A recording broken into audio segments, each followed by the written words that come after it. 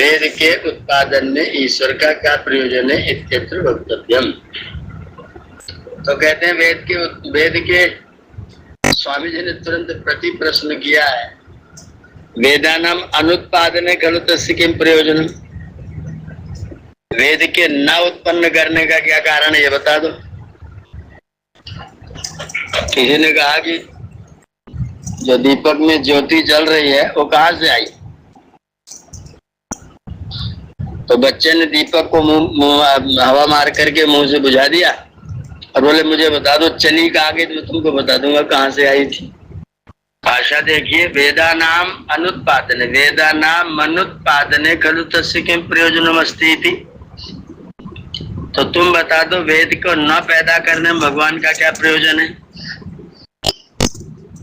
तो सामने से बोला अस्योत्तरम तो वयम न जानीमः, हमें तो पता नहीं अनुत्पादन में क्या प्रयोजन है।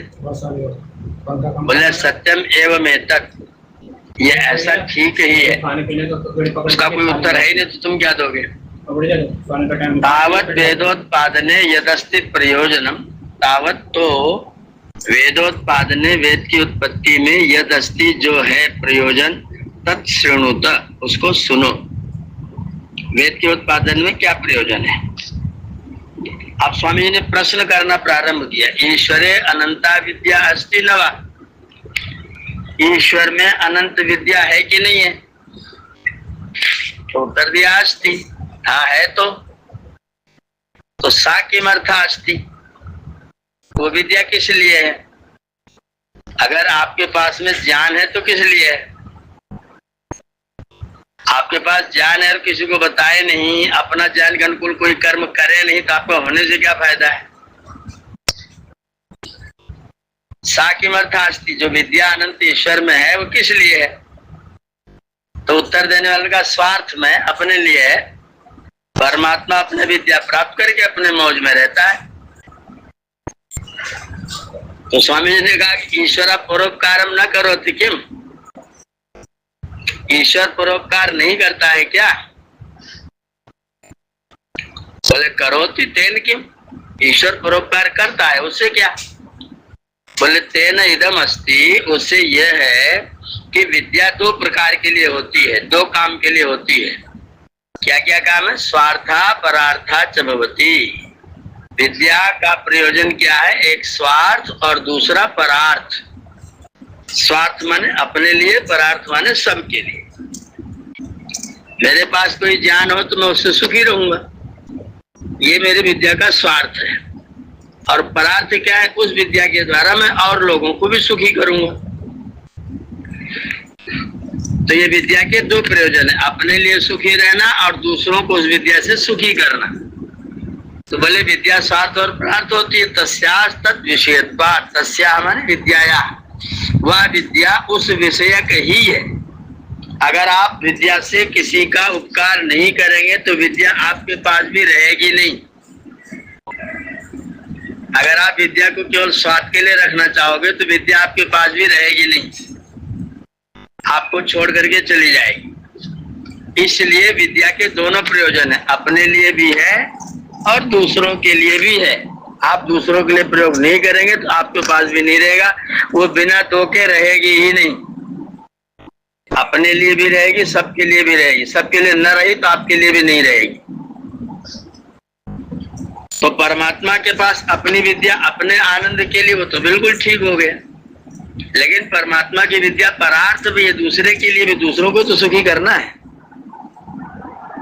तो यदि आप कह रहे हैं उत्तर, यदि दूसरा पैराग्राफ देखिए, यदि अस्मदर्थम, यदि अस्मदर्थम, दी में ई है और आगे आ है, तो दोनों को ई को या कर दिया तो शब्द बन गया यस्मद्यर्थम, यद्यस्मद्यर्थम। यदि अस्मदर्थम, अगर हमारे लिए ईश्वरो विद्योपदेशम न कुर्यात्, अगर हमारे लिए ईश्वर विद्या का उपदेश न करे, तदा अन्यतर पक्षे, तो क्योंकि परार्थ और स्वार्थ दो पक्ष है, तो अन्यतर पक्ष में माने परार्थ वाले पक्ष में विद्या निष्फल हो जाएगी, उसका कोई काम नहीं रह जाएगा। तस्मात् ईश्वरेण, इसलिए ईश्वर ने स्विद्या भूत वेदस्य, अपने विद्या रूपी वेद का उपदेशेन, उपदेश के द्वारा सब प्रयोजनता संपादिता, अपनी विद्या के प्रयोजन को सप्रयोजन सिद्ध किया है। परमात्मा ने सबके लिए वेद का उपदेश करके जो विद्या का परार्थ प्रयोग है, उस प्रयोग को परमात्मा ने सिद्ध किया है। परम कारुण्य को ही परमेश्वर अस्ति, ही माने क्योंकि परम कारुण्य का अत्यंत करुणा करने वाला परमेश्वर है। परमेश्वर अत्यंत दयालु है। कैसे दयालु है? पितृवत, जैसे पिता लोग अपने पुत्रों के लिए करते हैं, पितृवत दयालु अस्ति। यथा पिता, जैसे पिता स्वसंततिम प्रति, अपनी संतान के प्रति सदैव करुणा करता है, सदैव करुणाम दधाति, सदा करुणा धारण करता है, तथा ईश्वरो भी, उसी प्रकार ईश्वर भी परम कृपया, अत्यंत कृपा से सर्व मनुष्यार्थम, सारे मनुष्यों के लिए वेद के उपदेशम, वेद के उपदेश को उपचक्रे माने किया है। अन्यथा अंध परंपरा, अगर परमात्मा वेद का उपदेश न करता तो संसार में अंध परंपरा चल जाती। ये अंध परंपरा क्या है? अंधे का हाथ अंधे ने पकड़ा, फिर दूसरे अंधे का हाथ तीसरे अंधे ने पकड़ा, तीसरे अंधे का हाथ चौथे अंधे ने पकड़ा। अब वो चारों जाएंगे तो कहाँ जाएंगे? गड्ढे में गिर जाएंगे। चारों अंधे तो इसका नाम है अंध परंपरा। अंधे ने अंधे का हाथ पकड़ा, फिर अंधे ने फिर अंधे का हाथ पकड़ा, फिर अंधे ने फिर अंधे का हाथ पकड़ा, और चारों एक साथ कुएं में गिर गए।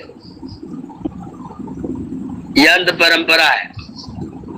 अगर ईश्वर वेद का उपदेश न करता तो अंध परंपरा से मनुष्यों का धर्म अर्थ काम मोक्ष सिद्धिया बिना, परमार्थ काम मोक्ष की सिद्धि के बिना परमानंद एवं न स्यात्, तो मनुष्य को परम आनंद की प्राप्ति ही न होती। कृपायमानेन, कृपा करते हुए, ईश्वरेण, ईश्वर ने, प्रजा सुखार्थम, प्रजा के सुख के लिए, कंद मूल फल तृण, कंद मूल फल और घास इत्यादि रचितम रचा है। सकथम, वह परमात्मा कैसे नहीं, सर्व सुख प्रकाशिकाम, सारे सुख को प्रकाशित करने वाली, सर्व विद्यामयी, सारी विद्या से परिपूर्ण वेद विद्या का उपदेश न करता। परमात्मा, जो परमात्मा हमारे सुख के लिए फल फूल मूल कंद इत्यादि बना के रखता है, वही परमात्मा हमारा कल्याण करने के लिए सारी विद्याओं से परिपूर्ण वेदों का उपदेश क्यों नहीं करता? किंच, और एक बात और सुनो, ब्रह्मांडस्य उत्कृष्ट सर्व पदार्थ प्राप्त्या, ब्रह्मांड के जितने भी उत्तम पदार्थ है, ब्रह्मांडस्य उत्कृष्ट, ब्रह्मांड में जितने भी उत्तम पदार्थ हैं, उन सारे पदार्थों की प्राप्ति से यावत सुखम भवति, जितना सुख होता है, न तद विद्या प्राप्त सुखस्य सहस्रतमेन अंशेनापि तुल्यम भवति, विद्या से प्राप्त सुख के सामने वो 1000वां हिस्सा भी नहीं होता है। संसार के सब पदार्थ आपको प्राप्त हो जाएं और उनको प्रयोग करने की विद्या आपके पास में ना हो, तो सारे पदार्थ आपका सत्यानाश करेंगे। और अगर आपके पास में विद्या है तो एक ही पदार्थ आपको अनेक पदार्थ बनवा देगा, आप उस एक पदार्थ से अनेक पदार्थ बना डालेंगे। इसलिए जो विद्या से प्राप्त सुख है, वह सुख उस सुख के सामने जो संसार के पदार्थों से प्राप्त सुख है, वो 1000वां हिस्सा है। सहस्रतमेन अंशेन अपि तुल्यम भवति, 1000वें हिस्से के बराबर होता है। अतो वेदोपदेश ईश्वरेण कृता एव, इसलिए परमात्मा ने वेद का उपदेश किया, ऐसा निश्चय जानना चाहिए। ये स्वामी जी ने इस प्रश्न का उत्तर दिया। ब्रह्मांड में स्थित, ऐसा अर्थ हो जाएगा ब्रह्मांड से ब्रह्मांड का, या ब्रह्मांड में स्थित। जी जी, ज्यादा अर्थ भेद नहीं हुआ जी। हाँ, तो ब्रह्मांडस्थ माने ब्रह्मांड में स्थित उत्कृष्ट सब पदार्थों की प्राप्ति में जितना सुख होता है वह सुख विद्या से प्राप्त सुख का 1000वां हिस्सा भी नहीं है। इसलिए सबसे ज्यादा सुख किससे प्राप्त होता है? वो विद्या से प्राप्त होता है। तो परमात्मा ने उस विद्या से परिचित कराने के लिए हम सब मनुष्यों को वेद का ज्ञान प्रदान किया है।